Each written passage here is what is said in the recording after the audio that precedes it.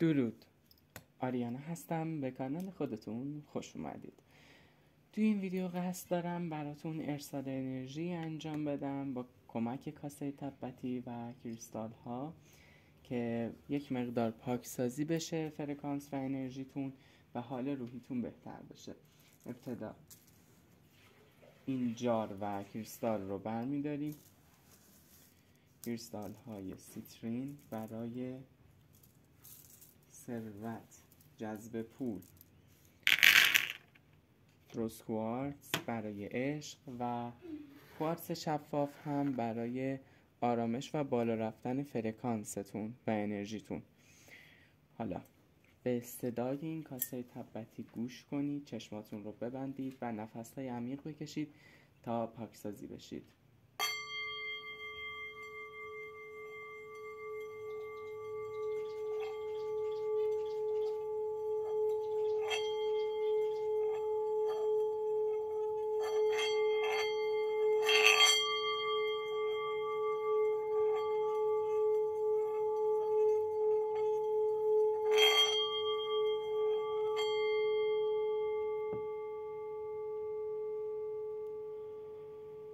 نفس‌های عمیق بکشید، به این صدا گوش کنید.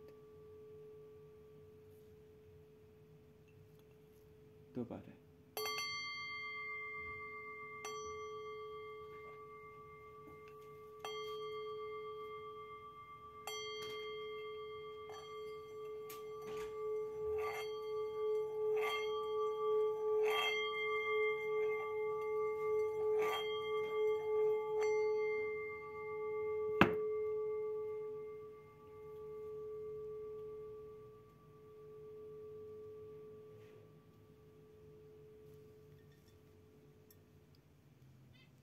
خب، این هم از کاسه تبتی.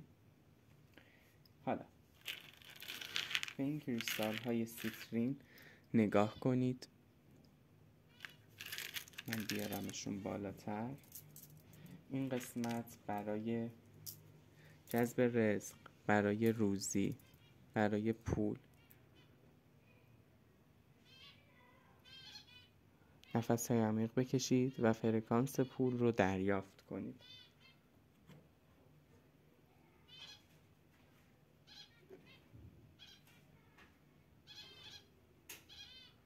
نفس‌های عمیق.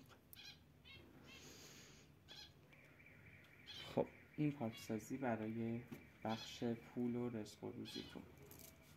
حالا اونهایی که عشق میخوان یا کلا میخواید عشق رو هم وارد زندگیتون کنید، دوباره نفس‌های عمیق بکشید و به این روز کوارتز ها نگاه کنید.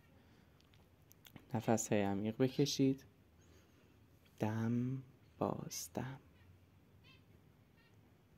دم باز دم، دم باز دم. خب، و حالا میرسیم به کوارتز شفاف برای آرزوهاتون، بالا رفتن انرژی مثبت و بالانس چاکراهاتون. نفس عمیق بکشید و به کریستال ها نگاه کنید و سعی کنید انرژیشون رو دریافت کنید. با هر بار نفس کشیدن ببینید که نوری وارد بدنتون میشه و بهتون انرژی میده، انرژی میبخشه بهتون. خب، نفس عمیق بکشید.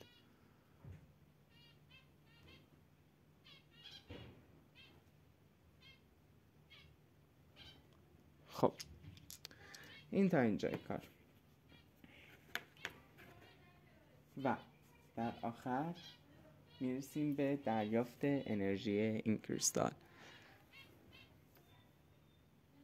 نفس بکشید، نفس‌های عمیق بکشید و انرژیش رو دریافت کنید. امیدوارم که آرامش و نور و ثبات و عشق در زندگی هاتون جاری بشه.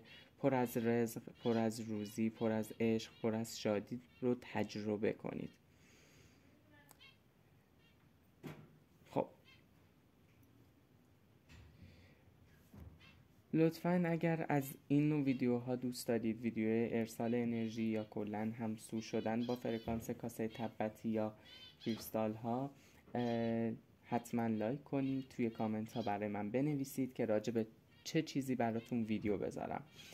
پس حتما هر چیزی که توی ذهنتونه کلاً دوست دارید راجع به فازهای ماه، راجع به موجودات ماورایی، راجع به هر آن چیزی که دوست دارید و به ذهنتون میرسه و میخواید راجبش بدونید، اگر دوست دارید من ویدیو راجبش بسازم، توی کامنت ها برای من بنویسید و سعی میشه که کامنتی که بیشترین لایک رو بگیره من راجب اون موضوع زودتر ویدیو آپلود کنم.